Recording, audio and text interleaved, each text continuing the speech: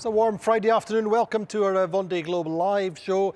It's day 61 on the race course and it's a beautiful day in Les Sables d'Olonne. Started off frosty and now nice and clear and a little bit of sunshine. Top news on the race course is that the Red Rooster, the Maitre Coq, is stuck just now doing 4.5, 5 knots, and the two chasing boats, Apivia and LinkedOut, are doing 19 and 20 knots. So the elastic is compressing once again, and maybe a little bit of a nervous weekend for Yannick Bestaven. Meantime, Pip Hare has repaired. She had that problem with their port rudder. The stock of the port rudder had cracked, and so she had to do a replacement in the middle of the South Pacific Ocean in quite difficult conditions. But she's back and running, doing 13.9 knots on the speed gun into midday today.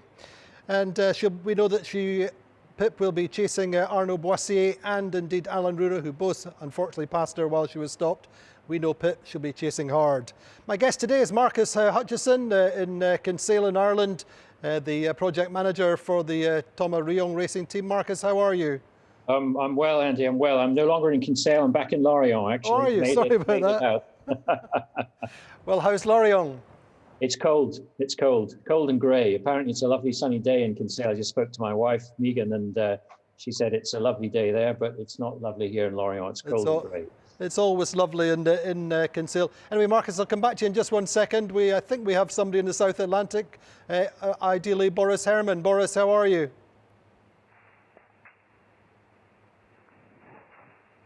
I'm good, Andy. Hello, and cheers, Marcus. Hi, nice to hear you.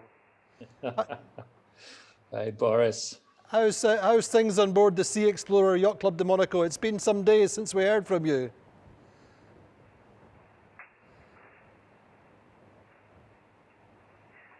Yes, sorry I missed you last time. I was so busy with my repair of the mainsail still and things like that. I'm good now. I recovered from that, and we just had a really bouncy night, very short waves, like on a lake, boat-breaking waves, going upwind and shaking us through in the bunk.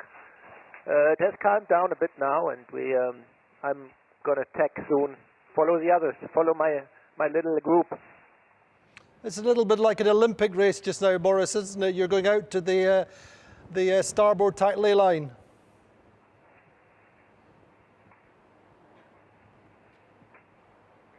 Yeah, we have boundaries that we bounce off. That happened a lot in the south with these boundaries. Yeah.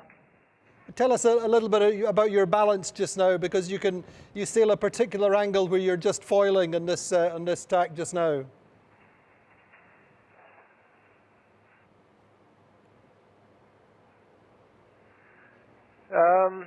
Yeah, yesterday I was able to go fast at certain moments.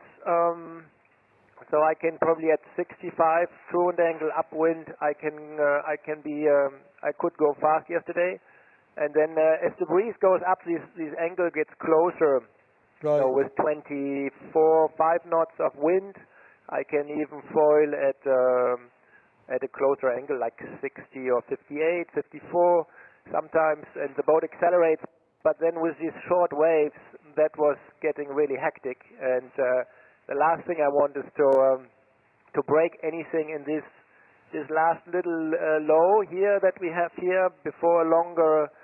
I mean, the outlook then up to the Azores is better than what we have in these hours here. So there's no point of taking any risk just here for a couple of hours, and that's why I slowed down this night and went to a more like normal upwind mode like the others. So Boris, obviously you had some pretty tough times coming around Cape Horn. Have you resolved your kind of motivational state just now? Are you highly motivated to take places now in the South Atlantic? That's been your program pretty much, hasn't it?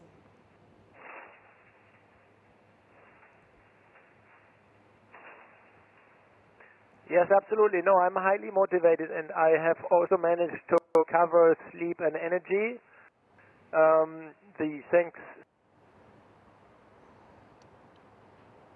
The night before was amazing. It was just like nice sailing upwind with not too many shifts or hustle and bustle.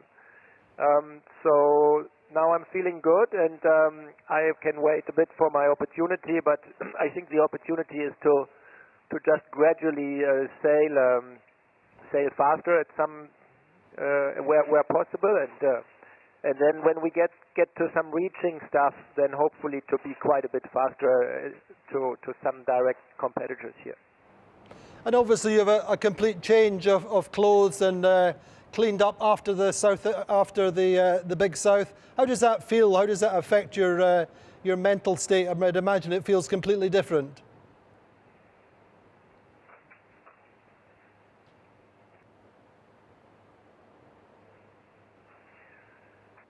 Yes, the one thing I haven't done yet is to give the boat a kind of organizational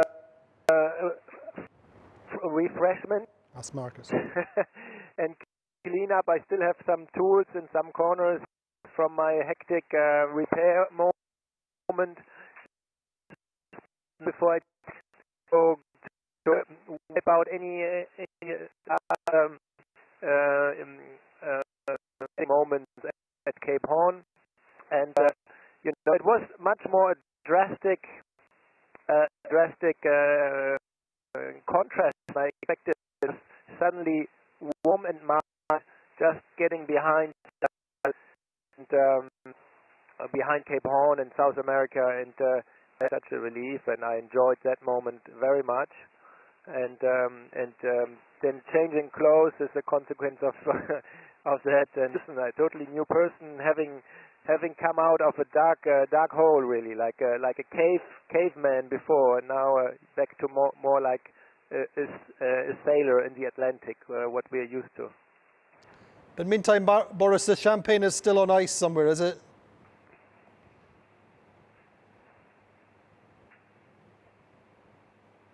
Exactly. I have my little champagne bottle that Jean-Yves Chauve, the race doctor, gave me the day before the start when I passed the corona test, and that I wanted to drink at different occasions, but at each occasion I was like either busy or stressed or whatever, and I thought I wouldn't really merit this one, and so now we go through this low, and once we're through this low, downwind sailing in nice conditions, then I'm looking forward to open this bottle and celebrate, to have left the tough stuff behind me for then. And there's a little push the next 24 hours. Negotiate this low. Don't make any errors or mistakes. I don't know how gusty it's going to be, any surprises in there. And yeah, we don't want any more stress or any more trouble here. Well, listen, I hope that's the case, Boris. We've got Marcus has got a question for you, I hope. Marcus, Boris? Hey, Boris. Yeah, North Sails are kind of keen on hiring you to work on their service floor, I hear, after this. Good work with your sail repairs. It's great to see you back competitive again. Yeah, I got offers from different... Yeah. Thank you, Marcus. I got offers from different sail-making companies to start working for them, actually. Yeah, no, I'm wanting you to be competitive, want you to get back and put some of those non-foiling boats behind you, Boris. We've got great hopes for you to get back up towards the front of the fleet again.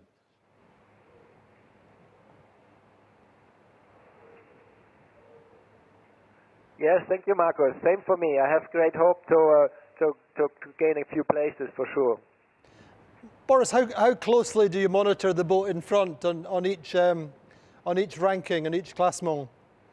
Is that's your real motivation, just grinding in Giancarlo?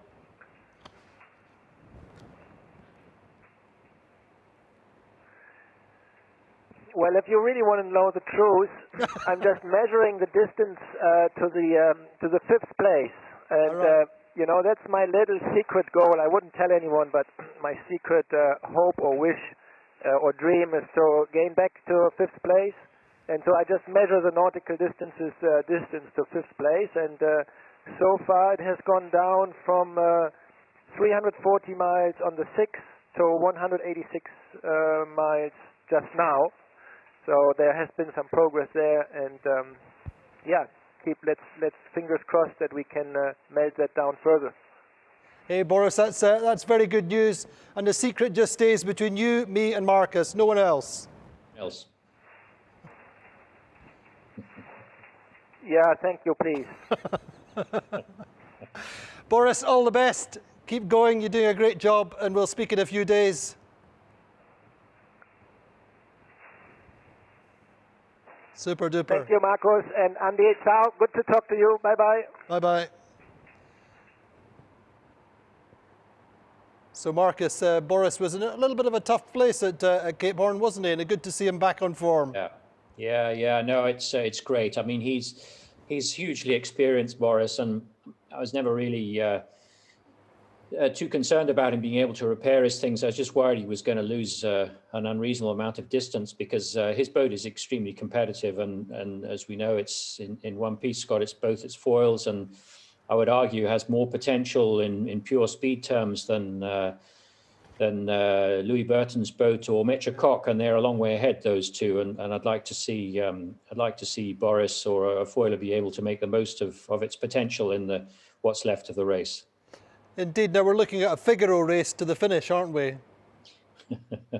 Yeah, it is. It's fantastic to see that the sailors recognise the value of the Figaro circuit and the Figaro class, and what it means to them when they're out there, and the reflexes they have. And most of the guys out there, or not most of them, probably half of them have been Figaro sailors. Damien Dutroux, Jean Le Cam obviously has won it many times.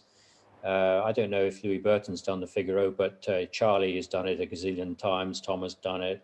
Yannick's done it. They all learnt a lot of their trade in that class, in that one design class, where it's very, very tight racing, and it will certainly hold them in good stead going forwards from here, because I think in a day or two, you're about to tell us, the whole fleet's going to be bunched up again, and we're going to have a restart. What's your evaluation then? Obviously your favourite is Thomas, but what's your kind of evaluation, your form guide from here on in? Well, it's no question that when we saw Thomas and Charlie Dallin beside each other for the first time, really close, two boats like that, they've obviously been playing cat and mouse the whole way around the world. But, I spoke to Thomas this morning, spoke to him last night, and I forgot to ask him if he actually had him in sight and could take pictures of the boat. But, they were very close. They would have seen each other on AIS. Well, it's just remarkable that both boats seem to be in the same stretch of water. They're very close in form and shape and setup, and unfortunately they both have a compromised port side. So on starboard tack, they're not what they could be. But it was interesting to see the relative performance of both of them upwind on starboard tack, and I was moderately encouraged to see that Thomas was not off the pace. Let's put it that way. Good stuff. Now listen, we all know that Pip Hare had her problems yesterday and has been repairing or replacing her port rudder overnight, and we spoke with Pip and had a little bit of a surprise for her in this video. Hello Pip, how are you? Tired. I can imagine. Very good though. Yeah. What a job you did, Pip. Well done. Everybody's so proud of you. Yeah. I'm proud of me, and I don't say that often. I can't believe I did it. I thought about, because I know, Alan had to do it, and I thought about it so much. And I actually thought, I'm not sure I'd be able to do that. So, yeah, I can't believe it. Great. Noisy though, this new rudder is noisy. Sounds like I'm being chased by a mob of angry whales. You know how many people have been supporting you and wanting to hear of your success this morning. It's incredible. But one of them is a certain Swiss gentleman who says your warranty on the rudder is no longer void. But we have Bernard for you just to have a quick word. But tell him. Hello, Pip. Can you see me? Hello. Wow. I'm so pleased to talk to you. This boat is amazing.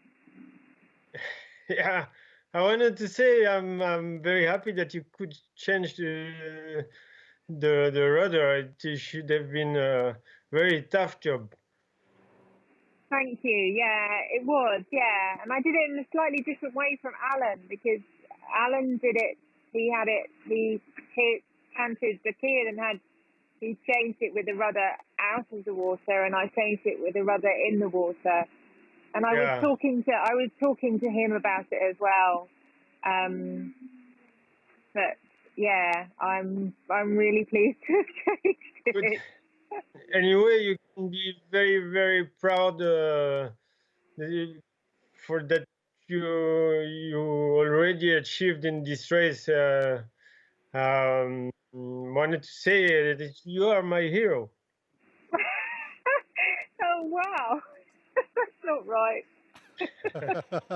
Thank you so much. It's I hope that your well, problem. I haven't finished yet. I've got to finish. Yeah, but I hope that it's the last problem that you will have until the Sable d'Olonne. Yeah, me too. I think I've had enough now. I just would like some smooth, easy sailing, like everybody. I think. Yeah. Yeah. Fingers crossed. Take care of you, Pip. Thank you. So there you go, Bye. Pip. Special. Bye. Thank you. Oh wow. It's a special moment, a special guest for Pip Hare, and really seeming to enjoy the interchange with Bernard Stam, who built that boat 20 years ago. Marcus, a pretty special moment that, and all kudos to Pip. It's fantastic. I'm delighted that she's doing so well and that she managed to get through that problem. I mean, short-handed sailing is full of highs and lows of emotions like that, and obviously she was devastated by that. But I think once she got her head around it, she knew that it had been done before, and there was no reason that she couldn't do it. And she stepped up and she did it, and now she's in a good space again. And I wish her every success for the rest of the race. And obviously a merit in having practiced it, and it's a procedure that I know that Geoff Brown, the boat captain, has done with his previous clients, with Dee and with Rich Wilson before the start, and so a very definite benefit there. Yeah, no question about that. That boat, as Bernard will attest to, has been around the houses quite a lot, and it's fantastic to see that it's still out there and still providing value to the people who sail in it and the sponsors that support it. And it's a remarkable testimony that for the IMOCA class, that a boat that old can be developing such a great performance for somebody who hasn't got a huge amount of IMOCA experience, but is doing a great job out there. Tell me about the choice of spares that you take. How do you make that decision, and what do you base it on? Yeah, well, no, it's a really interesting question, and it's something that's the bane of the life of all technical teams before the start, as to quite how much to take and what to take and what have you. In our own case on LinkedOut, we don't have a spare rudder on board because our rudders are quite a lot bigger, and it just wouldn't be possible for Tom or any superhuman to be able to lift one out and change it. You know, every boat's rudder arrangement is slightly different, but ours is not suitable for that. So I'm hoping he doesn't break a rudder before the finish. We have a spare here at home, but that's no good to him.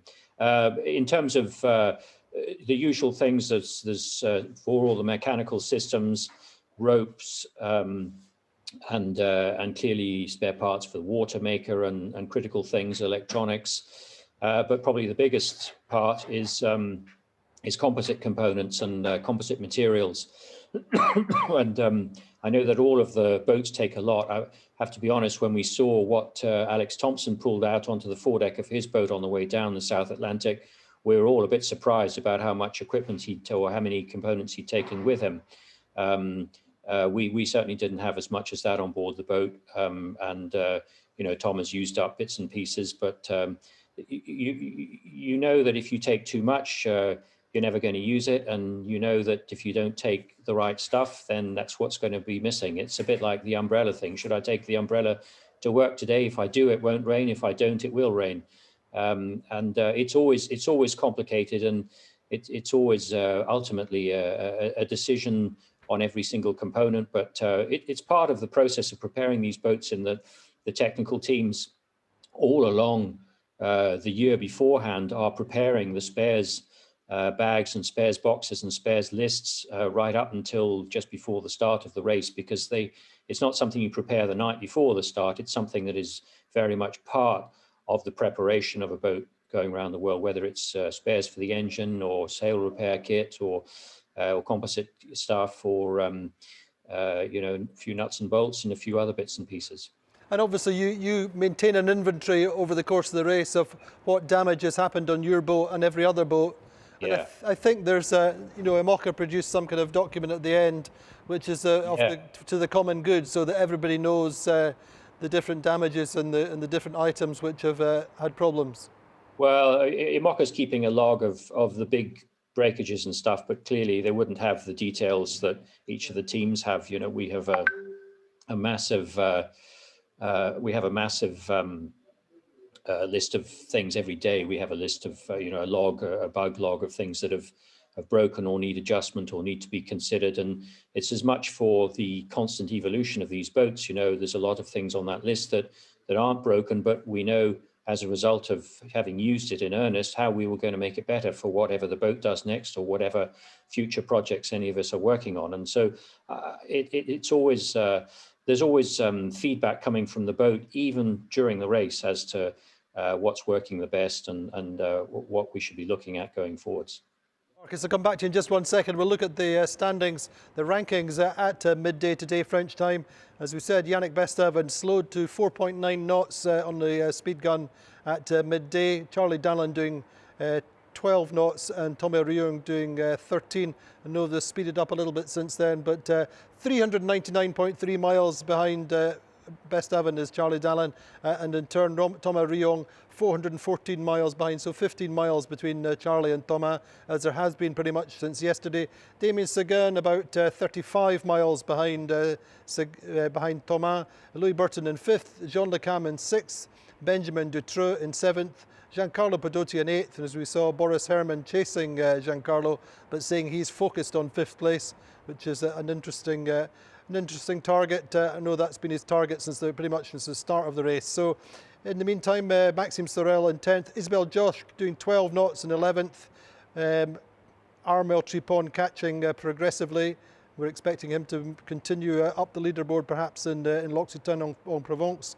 Alan Roura in 15th, having passed Pip Hare, has Arnaud Boissy. He's in 16th and Pip is now 17th, but there's only about 30 or 40 miles between Roura and Pip Hare. Pip Hare 13.5 knots, Alan Roura doing 11 just now.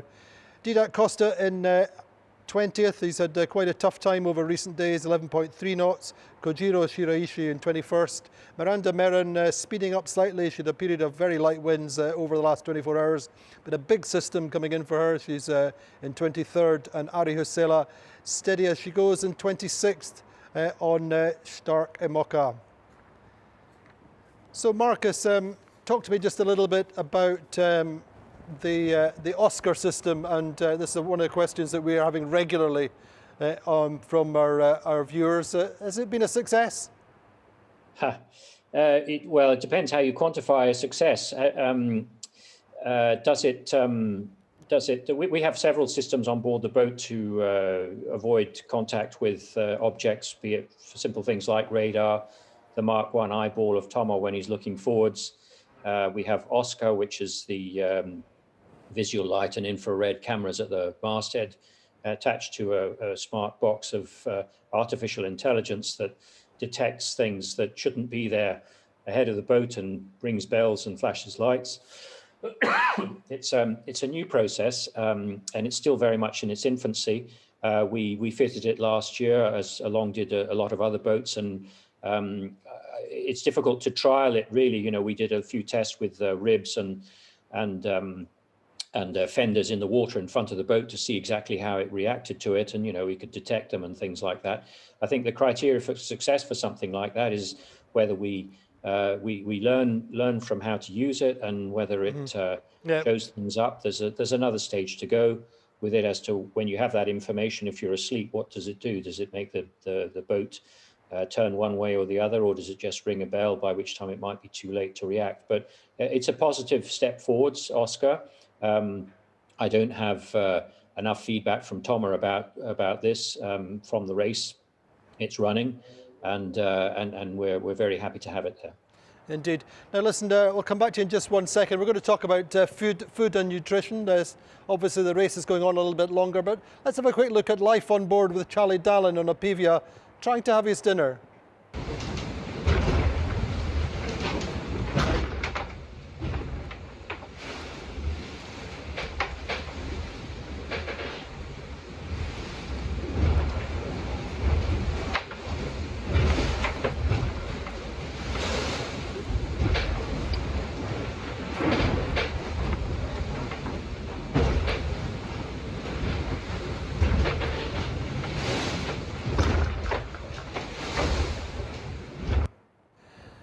It's a hard life, isn't it? And Marcus, tell us about Thomas. What's on his menu at the moment? Is he still eating the same things, or is it programmed to change as he comes up the South Atlantic? Well, whilst you were showing us that video, I've got my great colleague Madeleine behind me here in the office, and there's Madeleine. Say hi, Madeleine. Hi. Madeleine's responsible for Thomas' food, and we commented that we were quite surprised to see that Charlie was using such a small spoon to get with such a long handle to get the food out of his saucepan into his mouth. Thomas got a very varied menu of food on board the boat for each day. Madeleine's better placed than me to answer that, but he's got enough to go to the finish. We're not particularly worried about his stores on board, and we have.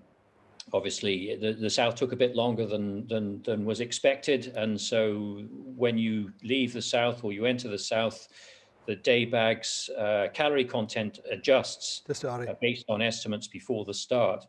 But we don't.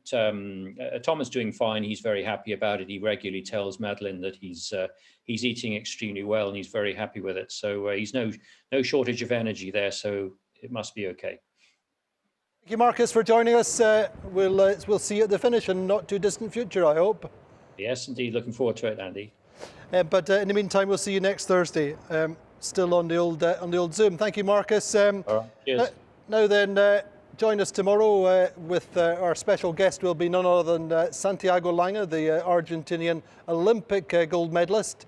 We just thought we'd connect with Santi as the boats are passing his house in Buenos Aires. So any questions for Santi, or indeed anything to do with the Vendée Globe, do put them on our social media channels on Facebook, on Twitter or on Instagram. In the meantime, we're going to leave you with Ari Huusela, who is passing land for the first time in a long time. Welcome aboard Stark Imoca, and there it is, Antipodes Islands. I'm so happy to see them. I'm so happy to be back on the sunlight. I'm so happy to see land. It has been 8 weeks since I last time saw any land, so it feels unbelievable great, and I'm super happy now.